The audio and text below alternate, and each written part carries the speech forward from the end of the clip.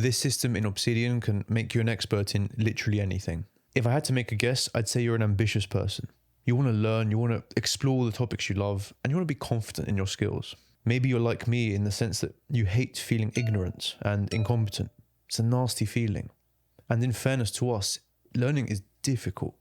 And it's very hard unless we have the right system in place to support us. And that's where Obsidian comes in, which is a minimalist note-taking app that I've been using for over a year now.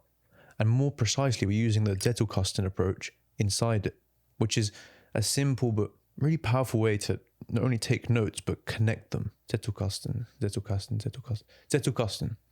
Some Germans helped me out with the pronunciation last video. If I'm still letting you down, I'm sorry, I tried my best. This system was most famously used by a man called Cullman, who used it to write over 70 books and hundreds of articles. Safe to say it works for learning, and it also works for creation. And I'm confident to say that because I've used it for the past over a year now, 17 months I think, to consistently write every week. All the notes, the scripts, the articles, that's hundreds of words per day, and I've even kept track of it.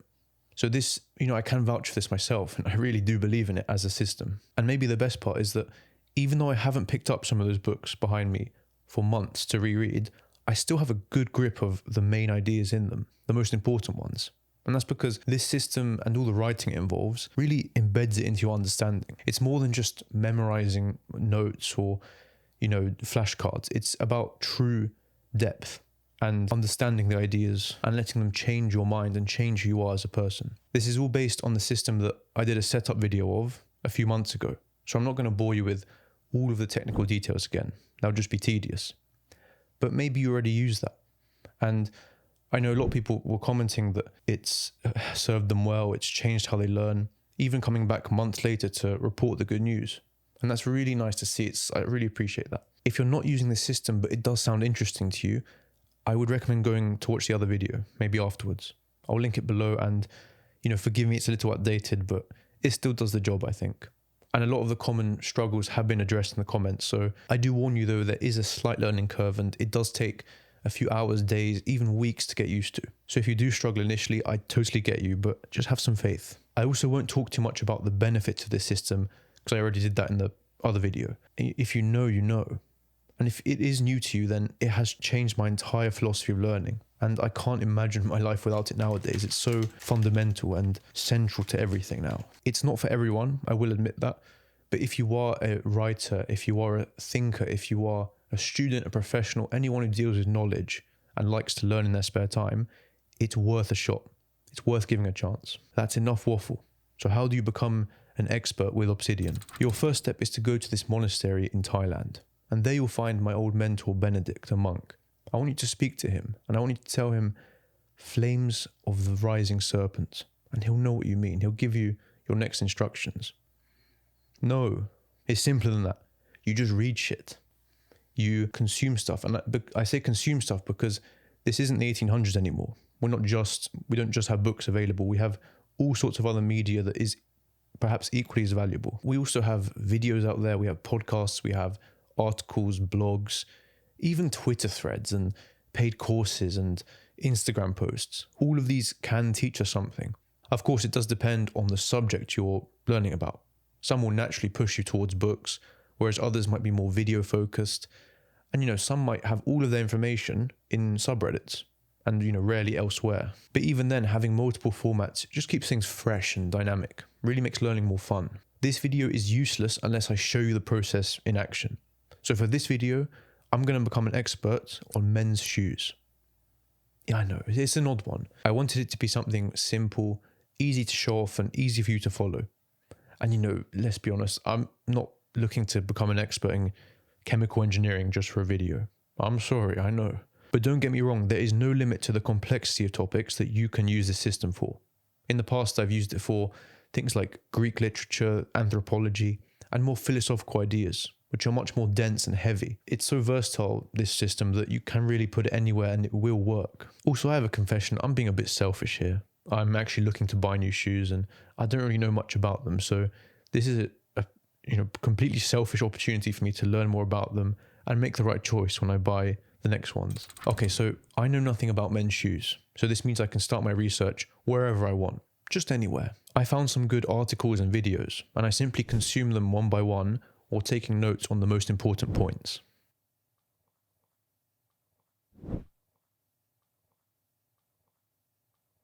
Now, what counts as important depends on you and your goals. For me right now, I don't care about the history of the shoes or the manufacturing process. I just want to know about the style and where you'd use them. So that goal is going to orient all of my note taking and really make it personal. Now, just before the second step, which is when things get interesting, I want to add that you can do this with practical topics too. And by practical, I mean anything that involves you learning by doing. Things like sports, playing an instrument, coding, all of these hands-on tasks. But there is a small catch. Sure, there's the theory that you have to study, but what matters perhaps even more is the real-world practice. You have to get out there and do it, and that in itself is a form of learning. You can't fool yourself into saying, yeah, I'll practice later, I'll learn about all of it first and then do that stuff. You have to go out and do it, because the theory won't, it will only take you so far. At some point, you have to get out the door, you have to get real experience and make mistakes and build that intuition.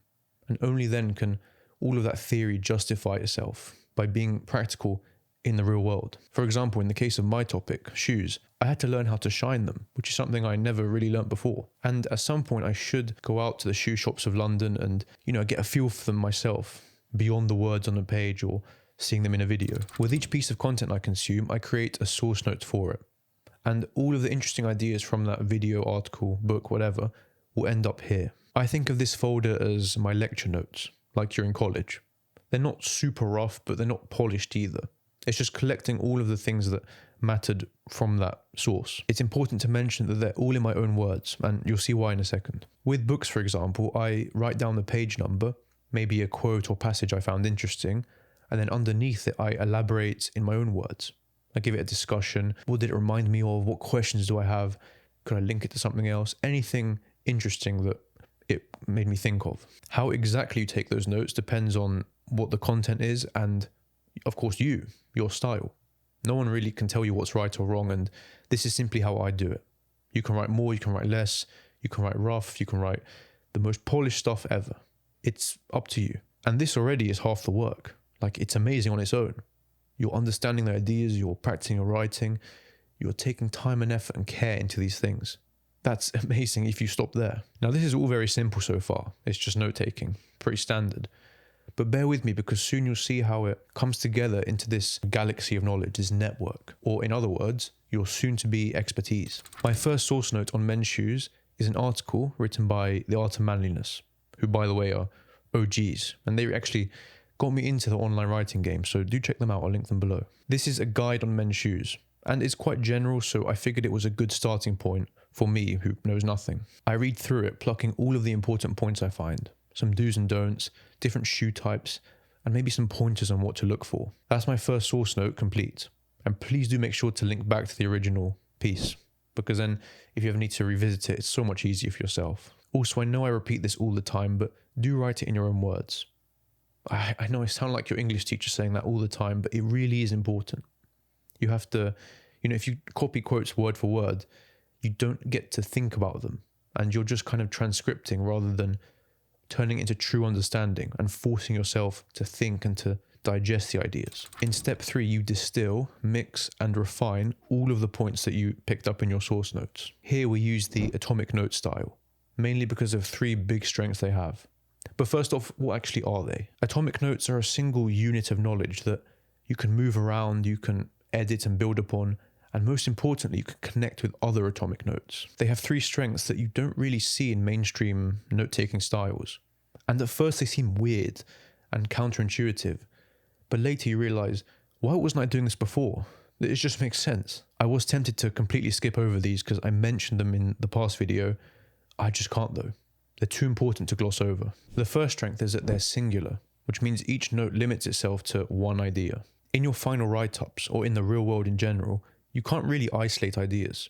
There's always going to be nuance, and any sane worldview has to look at different sides of the story and consider things from many fields. That's just how it is. However, when we're talking about notes, that can be tricky, because sometimes we try and juggle many different ideas within a single note, and it gets confusing, it gets messy, we don't know what we wrote and where it's found.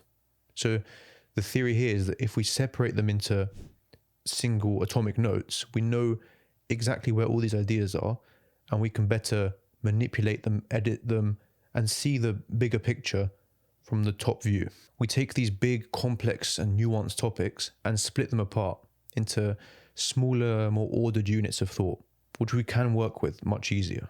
The mixing of ideas, when we actually take these notes and put them together, that is saved for later, for when we do our final write-ups, or in general when we have learned many different things about a topic and we're ready to start to see the bigger picture maybe.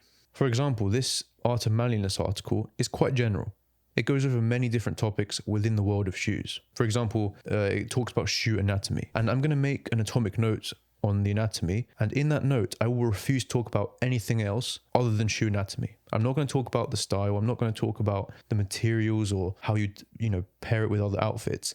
That is not for here. This note is just shoe anatomy. The other ideas I save for their own notes.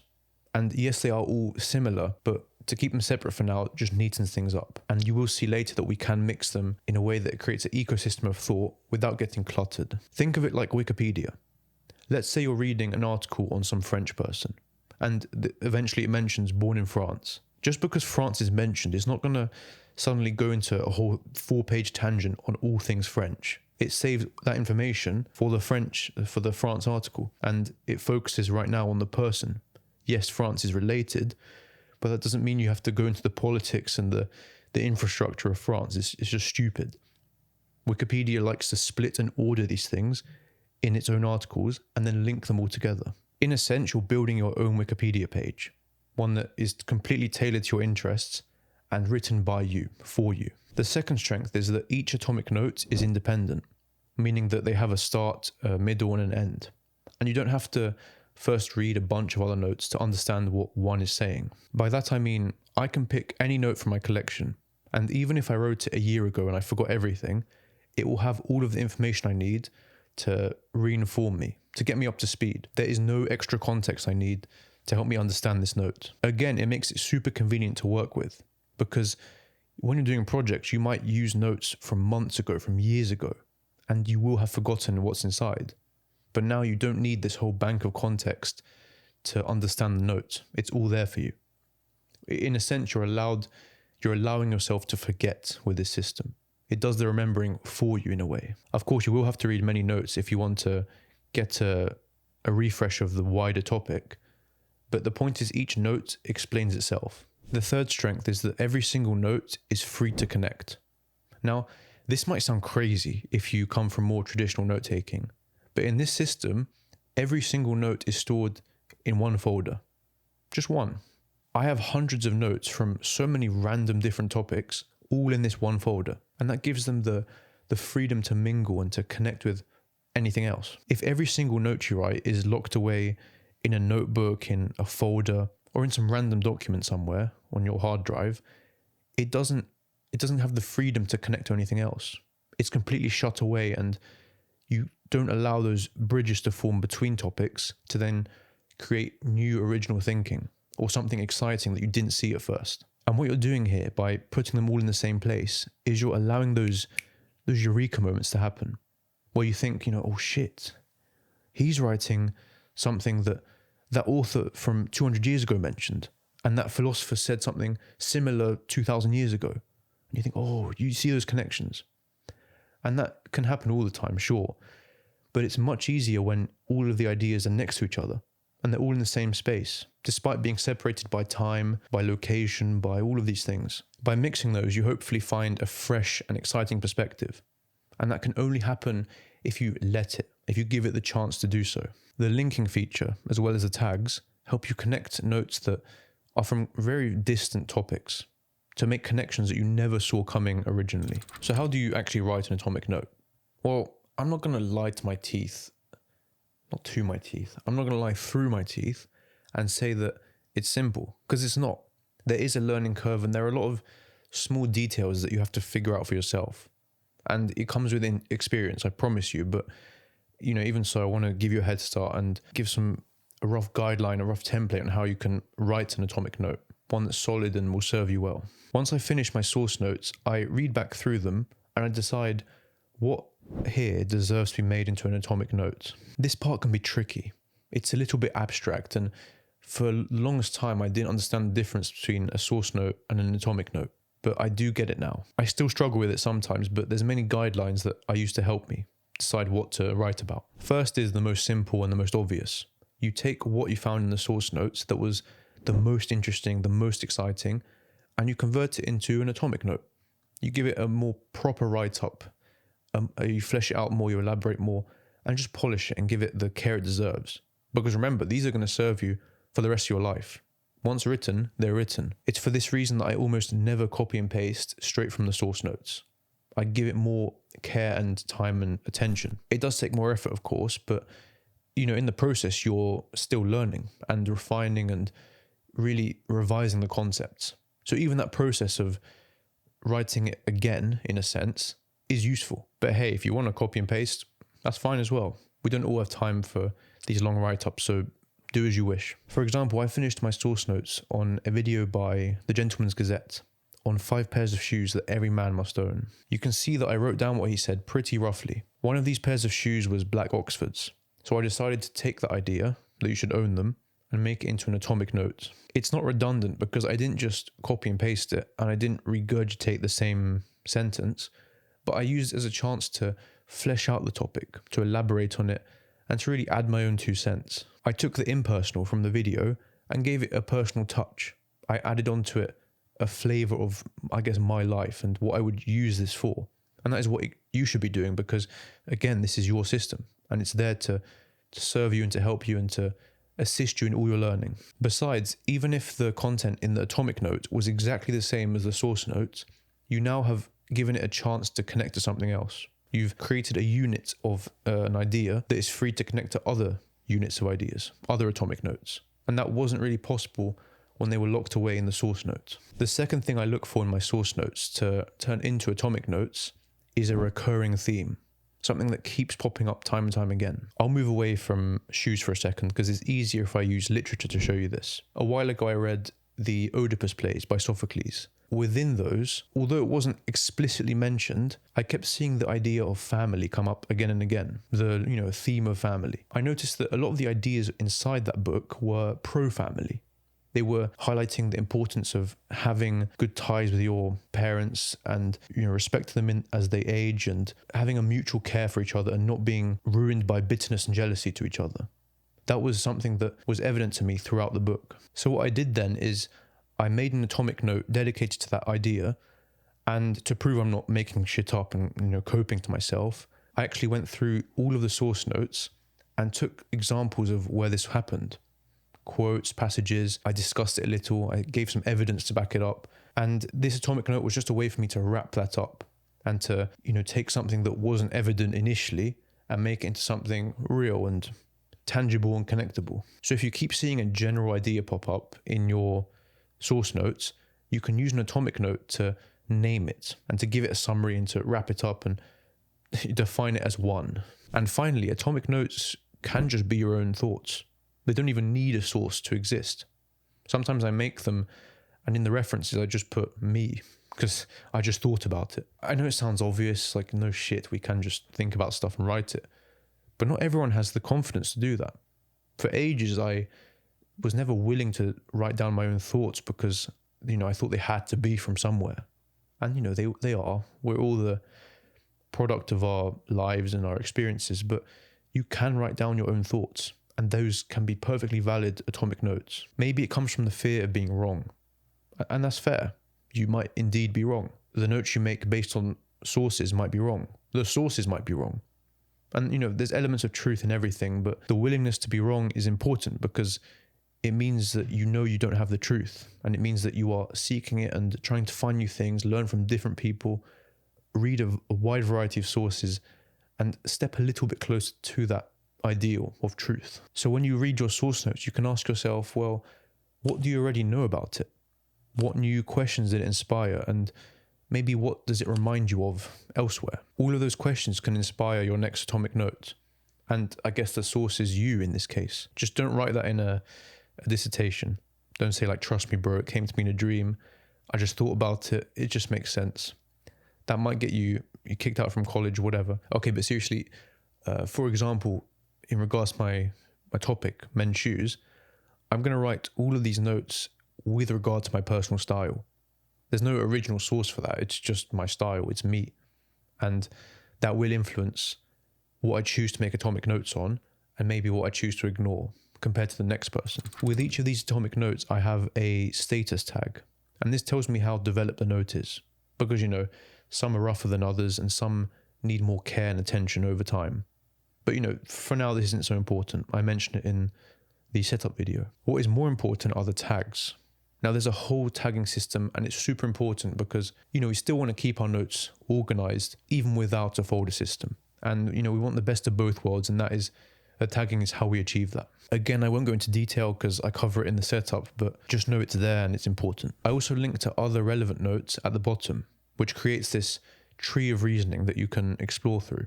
For example, if I mention the hole cut shoe design in one note, I might reference another note that elaborates on that topic and it gives more attention to it. Again, we're not using each atomic note to talk about everything. If we mention one idea in this that isn't the main idea, we just link to the other atomic note that does cover it in full detail. These are all of the atomic notes that I've written for the Art of Manliness article. I hit all of the main ideas, I linked some of the ideas together, and I even started to make an index. An index is like a contents page for a topic.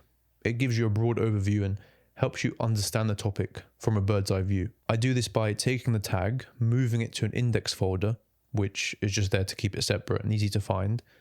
And then within that note, I add subheadings that are relevant to the topic.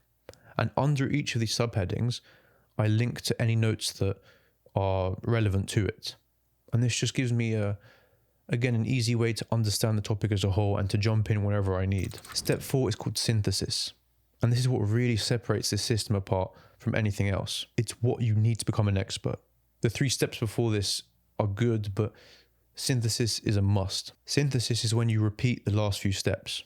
You find good sources, you consume them, and then you take solid notes and, you know, turn them into atomic notes, all that good stuff. And you grow your collection. But you're not just adding new notes. You're also refining existing ones.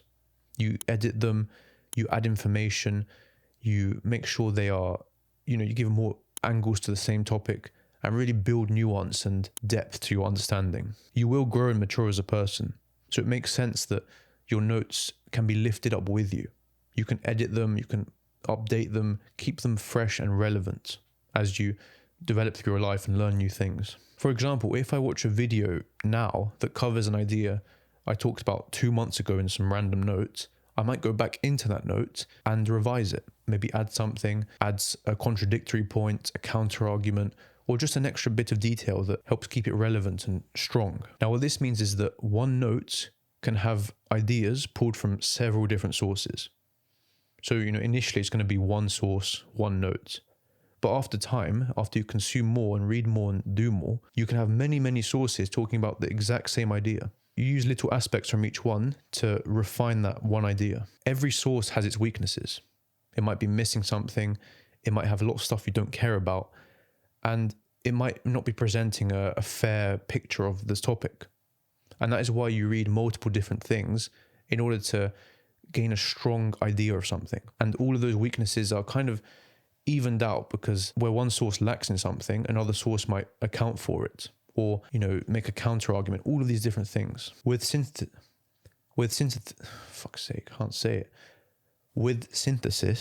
you pull the most relevant, interesting things from a wide variety of sources to make your atomic note stronger, as strong as it can be. And not only stronger, but better suited to you as an individual. If you have a STEM background, like me, then this might just sound like research to you.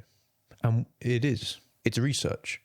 When you research, you have to read multiple different papers and then draw ideas from each of them to get a better understanding of your own topic that you might be discussing in your literature review or your paper, whatever. That is tough work, especially without a system to help you. If that's how you roll, then you also need a way to store, study, and manage all of the references that you use in your final write-up. That's why I'm excited to say that Aforai is sponsoring this video.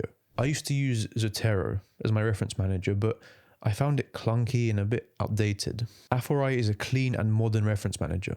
one that remains simple and easy to understand. You can see here that I've uploaded a few of the papers I've used for my research, so they're all neatly organized in one place. You can then generate a citation and easily plug it into your dissertations, articles, or whatever else you're working on, without the pain in the ass process of writing it all yourself. Writing your notes in Obsidian or on paper is great and all, but it can be a little tricky for some people to remember the context of each point they make. With Aphorai, you can jump into the paper itself and make annotations within each page, line, and section. All with color coding, of course. It's clean, attractive, and I like that I can add my own thoughts to each line to help me guide my thinking. I can't lie, I get lazy when I do technical research. And that was especially true back in college. Sometimes I just can't be asked to dive into every single little rabbit hole that confuses me at first. What's nice is that I don't have to here. If I want to know more about a side point, or if I need some context, I can just ask the AI chat then and there, like I did here with this anthropology paper. If you work as a team or have group projects in college, you can share your libraries and work on the same paper together, which I could have used myself back in the day. So if you want to modernize your reference manager, then do check the link in the description below. Now, there is a free plan, so you can try, explore, and enjoy at your own pace. But if you do decide that you want the full experience, you can use code Odysseus at checkout for a nice 10% off. So do have a look. I think you'll love it. I've loved using it. And many thanks to Aphorai for sponsoring this video. Using this formula of consuming, writing, linking, making all these notes, I've managed to build myself a pretty decent network on shoe knowledge. It's not exciting, but it's there. On the graph view, you can see that all of my sources are red, all of my tags are yellow, and all of my atomic notes are just plain old grey. In blue is my index, which gives me a bird's eye view of the whole topic. Now, in fairness, I haven't done enough research to call myself a shoe expert, but you can see from this system that if you give me a few more weeks, months, not a year probably, weeks and months, I can become an expert on shoes, and I'll have more knowledge than 99% of people on that topic. Weird flex, fair enough, but it's true. It's inevitable. I'll encounter lots more detail, many different misconceptions, different opinions on the topic, and all of that will build me a nuanced and detailed worldview of shoes. Obviously, for a lot of topics, you're going to have to do much more than a few weeks or months worth of research. Some of the bigger, more complicated ones could take, years to become a true expert. But the point is, this gets you there. And whatever topic you pick, no matter how complex or ridiculous, it can do that. And of course, remember that in some topics, you will have to go out there and practice and do something with all this theory. I also want to emphasize, again, just how personal this is. In this shoe research, I purposely did not write any notes on Chelsea boots or trainers because I don't wear them and I don't want to. I don't like their style. I'll never buy them. I just don't care about them. Now, no offense to Chelsea boot wearers, but this is my system. I'm not going to pretend to care just so I can cover that topic. Why would I? Unless you're doing this for work or for school, then you decide what interests you. And if something doesn't, who gives a shit? Just don't write about it. That's okay. Now, you could end it there. That's the system. But I want to add an extra step called repackaging, which just helps you go the extra mile. Now, this is already quite a high effort system and it's, it's pretty serious, but if you wanted to take it one step further, you could take what you learn and change it into something new, to repackage it into a new piece of content. It is harder, it is more effortful, but shoe wisdom never came easy. There's blood, sweat and tears there. Rather than remaining the student here, you become the teacher. Because as we know from college, from the Feynman technique, from teaching a toddler how to do something or what something is, you learn when you teach. And when you're forced to explain an idea in your own words in a new way, you really have to understand it. So when I say repackage, that's what I mean. Take the ideas you learn and then communicate them in a different medium or the same medium, that's fine. But the point is to add a spin on it, to add your experience, to add your 2 cents, to analyze it, to give it a fresh take, anything to make it new and original. You were already doing this in a sense when you were writing atomic notes. You took ideas, put them in your own words, and added something relevant to you. But here, I mean full projects. I mean, you can go and write articles, blog posts, shoot videos on the topic, anything. It sounds weird, even crazy to recommend this as a learning technique, but my thinking is that if you're passionate enough to become an expert on it, who's to say you can't write about it or make videos about it or, start a newsletter or a blog or a channel dedicated to it. It's not really a stretch to say. If you care about it like that, then you might care about it enough to make it the center of your next creative project. That's the end. And these Obsidian videos always intimidate me because I get that looming feeling that I've missed something, that I haven't explained something properly, or I've forgotten something crucial, and it's just, it bites at me. So please, if anything confuses you, if you want a further elaboration, tell me. Write it in the comments or send me an email. I'll do my best to see and respond to everything. It's difficult, but I try. Again, this has a learning curve. It won't be easy, and it took me, I think, weeks to feel properly comfortable and get used to it. Now, you might struggle at first, but do give it a chance, because nowadays it's as intuitive to me as breathing. And that's not because I'm special, I have a special talent. It's just because I got used to it and I gave it the time to speak for itself and to do its job. And if you're interested in the setup and this is all new to you, then do have a look at that video. I'll link it down below. And finally, I have a newsletter.